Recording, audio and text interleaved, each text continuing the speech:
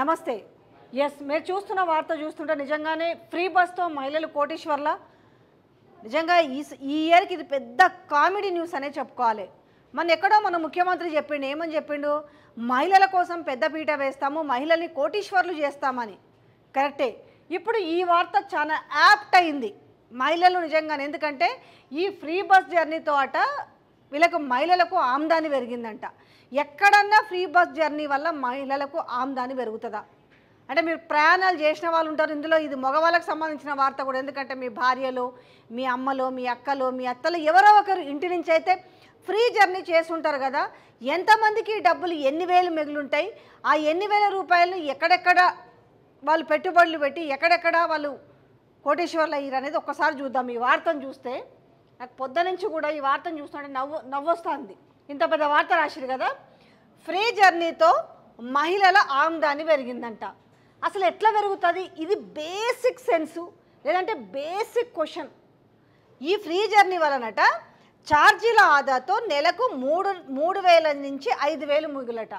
దీనికి సంబంధించి మిర్రర్ టీవీలో నేను చేసిన వీడియో గతంలోనే ఉంటుంది. ఎందుకంటే సేమ్ ఇదే మాట, ఇలాంటి టైప్ మాటనే సీతక్క కూడా మాట్లాడింది. మేము ఫ్రీ బస్సు పెట్టడం అనేది ప్రతిపక్షాలకు అస్సలు మింగుడు పడతలేదు, కుళ్ళుకుంటున్నారు, ఆ కుళ్ళుతోటి బస్సును ఆపేయాలంటున్నారు. దీనివల్ల మహిళలకి నెలకు 5-6 వేల లాభం అవుతుంది అని చెప్తే, దీనికి సంబంధించి ఒక మహిళ కౌంటర్ కూడా వేసింది. నేను లైవ్ ప్రోగ్రాంలో ఉన్నప్పుడు దానికి సంబంధించి నా దగ్గర ఒక వీడియో కట్టుకుని ఉంటుంది, మీకు పెట్టే ప్రయత్నం చేస్తా. తను ఏం చెప్పింది, ఏం సీతక్క మినిమం అన్న మర్చిపోయినావా, పాస్ తీసుకుంటే 1,300 చిల్లర అవుతుంది, 1,360 రూపాయలు ఎంత ఉంటుంది పాస్ తీసుకోవాలనుకుంటే హైదరాబాద్ అంతా తిరగడానికి. మీరు ఇచ్చిన ఏ బస్సు ఫ్రీ బస్ ఫెసిలిటీ ఉందో ఆ బస్సుల్లో తిరగడానికి ఎవరు పాస్ తీసుకోవాలనుకున్నా కూడా 1,300 రూపాయలు మామూలు బస్ పాస్ అవుతుంది. ఏ లెక్కన మాకు 5-6 వేల రూపాయలు మిగులుతున్నాయి అనేసి ఆమె ప్రశ్న కూడా వేసింది. సో నాకు కామెంట్ రూపంలో తెలియజేయండి, నిజంగా 3,000 నుంచి 6,000 రూపాయలు ఏ లెక్కన మిగులుతాయి, మీరు ఎవరిని ఉద్దేశించి పెట్టిరు, దేనికి పెట్టిరు అనేది మనం మాట్లాడుకుందాం డీటెయిల్గా. 3 నుంచి 5,000 మిగులుతున్నాయంట. ఆ మొత్తం అంతా సేవింగ్ చేస్తున్నారట మహిళలు. 3 నుంచి 5,000 చేస్తే దేంట్లోనన్నా ఎందులో అంటే చిన్న పొదుపు మొత్తాల్లో పోస్ట్ ఆఫీసులలో పెడుతున్నారా, దేంట్లో పెడుతున్నారు, లేకపోతే వడ్డీలకు ఇచ్చుకుంటున్నారా? గతంలో ట్రావెలింగ్కే 30% ఖర్చు అంట. నాకు ఇదొక్కటి అర్థం కాలే. గతంలో ట్రావెలింగ్కు ఏడికి హైదరాబాద్లో తిరగడానికి ఏమాత్రం మెడ మీద తలకాయ ఉన్నోడు ఎవడైనా కూడా చెప్తాడు. ఏం చెప్తారు, ఈ 30% ఖర్చు అనుకున్నప్పుడు ఆల్మోస్ట్ ఏం చేస్తారు, బస్సులలో వెళ్ళాలనుకునే వాళ్ళ సంఖ్య గురించే చెప్తారు. ఎందుకంటే ఈరోజంతా ఈ బస్సులలో వెళ్ళే మహిళల గురించి, ఆ పెరిగే ఆదాయం గురించి కదా మాట్లాడిరు. సో మీరు అన్నట్టుగా 3,000 నుంచి 5,000 మిగులంటే ఎందుకు పెట్టుకుంటారు, బస్ పాస్ తీసుకుంటారు కదా.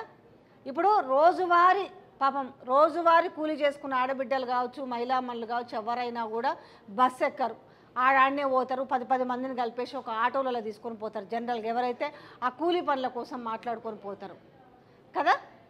సో దినం ఎందుకు వాళ్ళు బస్సులో ప్రయాణం చేస్తారు అనేది ఒక ప్రశ్న.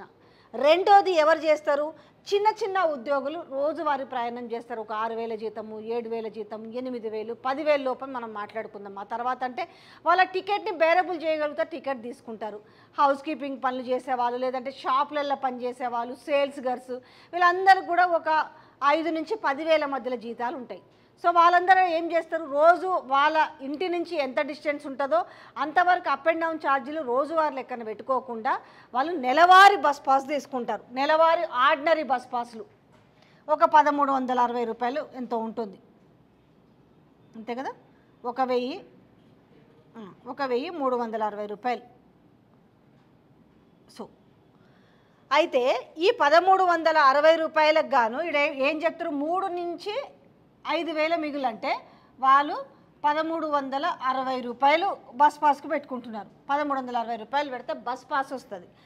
ఇట్లాంటి నేపథ్యంలో వీళ్ళు 3 నుంచి 5 అంటే దీన్నే పెద్ద డబ్బా కొట్టుకోవడం అంటారు. ఒకవైపు ఏదైతే ఈ ఉచిత బస్సు ప్రయాణం వల్ల నిజంగా రోజువారీ పనిలో పోయే వాళ్ళు ఇబ్బంది పడుతున్నారు. అవునా కాదా అనేది మీరు ఒక్కసారి వాళ్ళని అడుగురు పోయి వాళ్ళు చెప్తారు. నేను ఒకసారి పోయి చేసిన కదా, ఆ వీడియో కూడా ఉంది. దాదాపుగా నా ఒక ఛానల్లో 10 లక్షల మంది చూస్తే బయట ఓవరాల్గా ఇన్స్టా, ఫేస్బుక్లో అనుకోండి, ట్విట్టర్లో అనుకోండి, కొన్ని కోట్ల మంది చూసారు ఆ వీడియోని.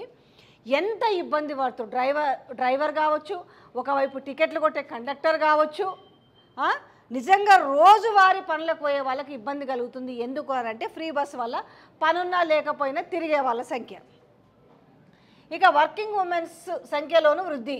రాష్ట్ర ప్రభుత్వం చేసిన స్టడీలో వెళ్ళడేటబ్బా ఏంటంటే ఇది రాష్ట్రంలో ఫ్రీ బస్ జర్నీతో మహిళల ఆమ్దాన్ని పెరిగింది. గతంలో చూస్తే వర్కింగ్ ఉమెన్ ఆదాయం యావరేజ్గా నెలకు 3,000 నుంచి 5,000 వరకు పెరిగిందంట.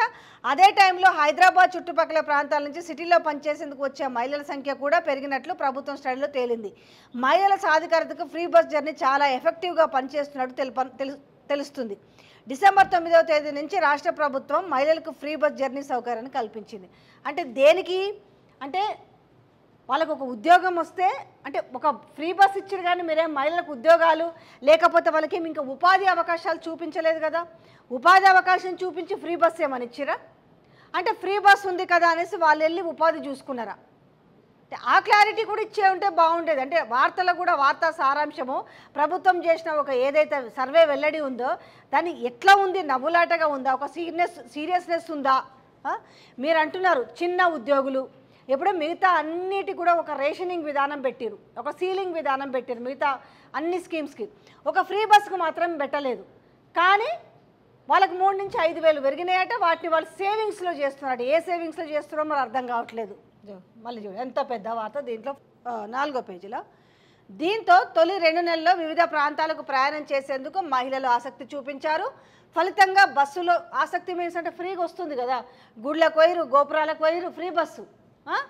చూద్దాం ఎందుకనంటే ఛార్జీలు పెట్టుకునే వాళ్ళు ఎక్కడో ఉన్న కరీంనగర్లో ఉన్నాము, ఇక్కడ అలంపూర్ గుడికి పోవాలన్నా, లేకపోతే ఎక్కడో ఉన్న ఆమె అటు ఇటు నల్గొండ జిల్లాలకు ఇటువైపు నుంచి ఇంకా దూర ప్రాంతాల నుంచి ఇంకో గుడికి పోవాలన్నా. సో వాళ్ళందరూ విపరీతంగా ఫ్రీ బస్సు కాబట్టి ఎంత రద్దీ ఉండిందంటే అంత రద్దీ ఉండింది. బస్సులలో కాలు పెట్టే సందు లేకుండా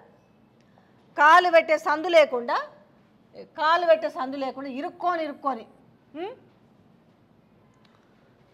విపరీతమైన రద్దీ నెలకొంది. 100% మించి ఆక్యుపెన్సీతో బస్సులు నడిచాయి. ఇక ఫిబ్రవరి నుంచి ఈ తరహా ప్రయాణాలు తగ్గాయి.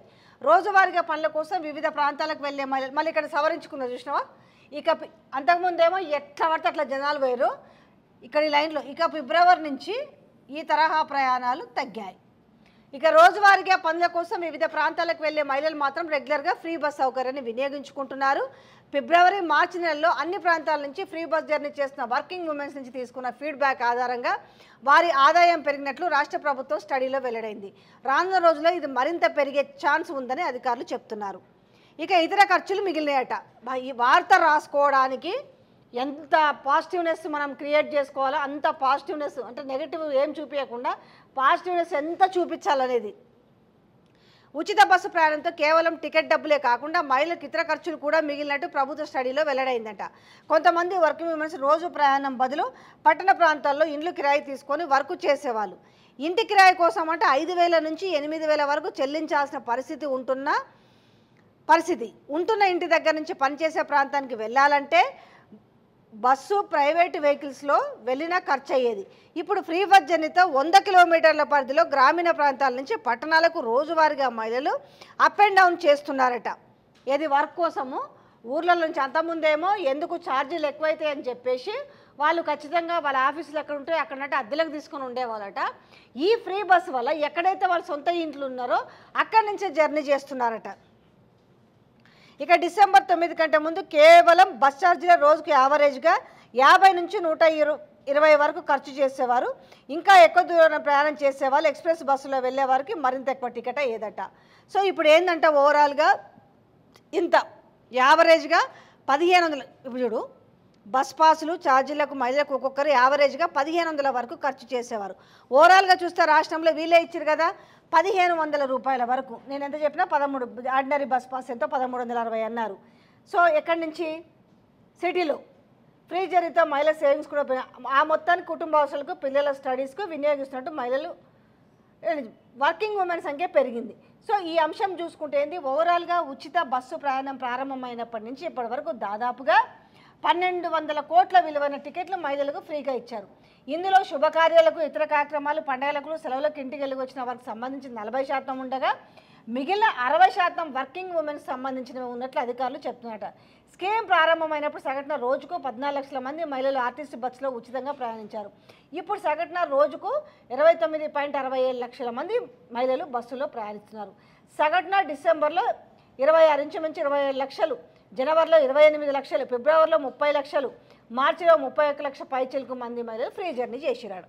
ఇది ఈ వార్త సారాంశం కదా, మంచిగుంది. మరి ఏ లెక్కన ఇప్పుడు ఇదే కదా ఫ్రీ బస్కు సంబంధించి. అంటే వీళ్ళు చెప్పింది ఏంటంటే ఇప్పుడు వార్తను ఎంత బాగా రాయించుకున్నారంటే అంటే మేము అధికారంలోకి వచ్చిన తర్వాత మహిళల్ని ఇంకా కోటేశ్వర్లు చేసినాం.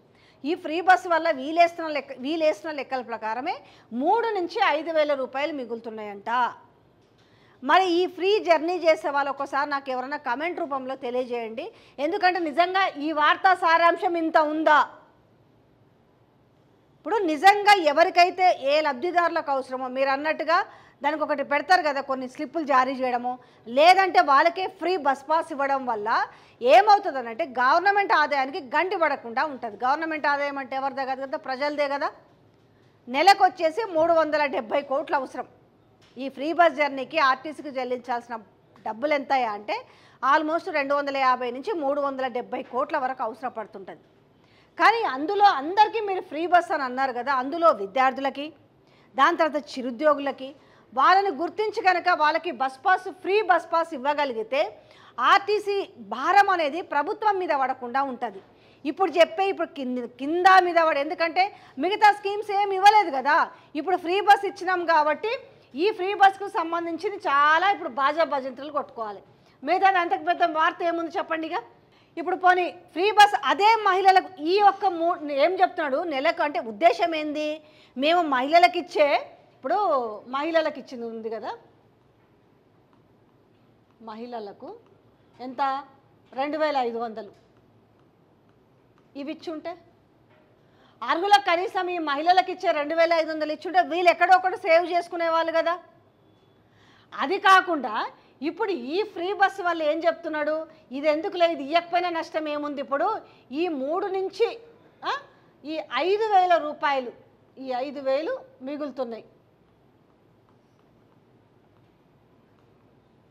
మిగులుతున్నాయి. మీరు ఒప్పుకుంటారా ఈ విషయానికి? ఇప్పుడు ఈ మహిళలకు ఇచ్చే 2,500 రూపాయలు ఇచ్చుంటే ఈరోజు మీరు అన్నట్టుగా 2,500లకు సంబంధించి ఒక పెద్ద వార్త రాయించుకుంటే చాలా మంచిగా ఉంటుండే. 2,500 రూపాయలు అనేది కనీసము ఆమె ఒక 1,000 రూపాయలు అట్లీస్ట్ సేవ్ చేసుకునే అవకాశం ఉండేది. ఎందుకంటే ప్రతి నెల మీరు కనుక గుర్తించిన, మీరు రాష్ట్రంలో ఉన్న 18 సంవత్సరాలు పైబడిన ప్రతి మహిళకు అన్నారు కదా, దాంట్లో కనీసం బెనిఫిషరీస్ని గుర్తించి ఆ 2,500 రూపాయలు కనుక మీరు ఇవ్వగలిగితే అదెంత బెనిఫిట్గా ఉంటుండే. కానీ ఈరోజు మీరు ఫ్రీ బస్ ఇచ్చి ఈ ఫ్రీ బస్సులనే మిగతా వాళ్ళకి అందరికి ఫ్రీ అని వదిలి అందరికి ఫ్రీ అని కట్ చేసి ఎవరెవరికైతే అర్హులో వాళ్ళకి మాత్రమే ఇచ్చుంటే మిగతా వాళ్ళకి మీరు ఈ 2,500 రూపాయలు కనుక ఇచ్చుంటే ఎంత బెనిఫిట్ అవుతుండే. కానీ మీరు ఒక ఫ్రీ బస్సులో ఎత్తుక్కున్నారు చూడండి, మహిళలకు ఇంత మిగులుతుందనేది నిజంగా మీకు మీరే సాటి. దాని తర్వాత ఇంకొకటి కూడా ఉంది, ఏది కళ్యాణ లక్ష్మి కింద పాపం పెళ్ళైన వాళ్ళకి ఈ 1,00,000 రూపాయలు ప్లస్ తులం బంగారం. సో దీని గురించి చర్చ లేదు.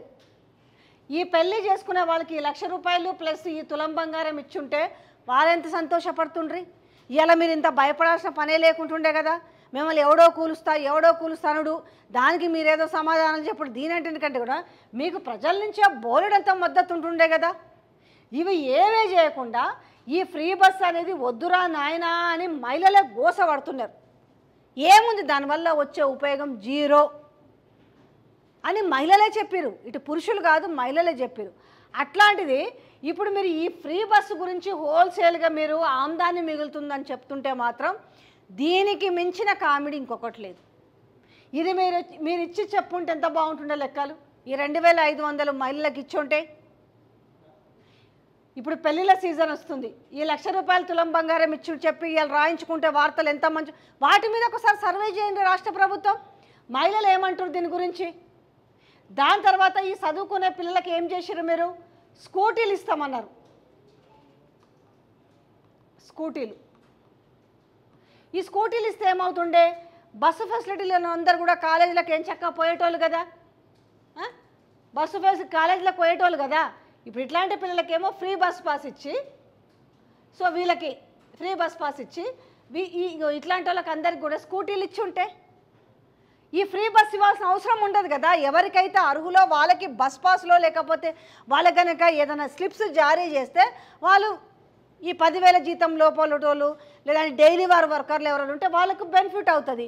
ఇందులో 30-40 వేల జీతగాళ్ళు 30, 40, 50 లక్ష రూపాయల లక్ష జీతం వచ్చే వాళ్ళ వరకు కూడా జీతం వరకు ప్రయాణం చేస్తున్నారు